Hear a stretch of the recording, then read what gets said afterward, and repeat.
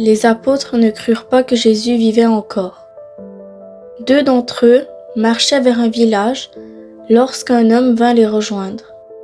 Tandis qu'ils faisaient route ensemble, les apôtres parlèrent de leurs doutes à l'étranger, qui les engagea à se souvenir des anciennes prophéties concernant le Sauveur.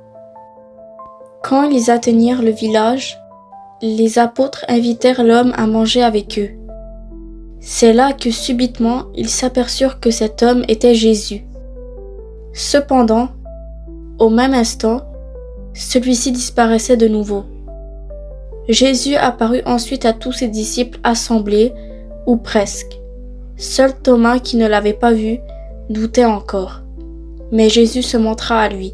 « Touche mes mains, là où les clous étaient plantés, » lui dit-il.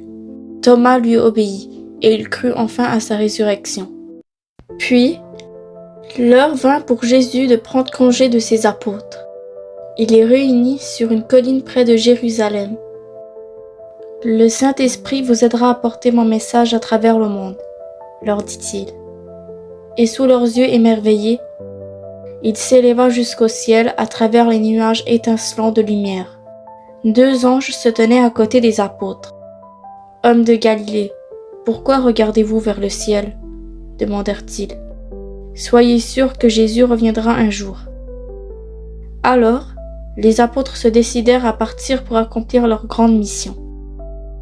L'ascension de Christ est importante pour plusieurs raisons. Elle marque la fin de son ministère terrestre. Par amour, Dieu le Père avait envoyé son Fils dans le monde à Bethléem, et maintenant, le Fils retournait au Père. La période pendant laquelle il avait été soumis aux limitations humaines était terminée. Elle indique le succès de son œuvre sur terre. Il avait accompli tout ce pourquoi il était venu.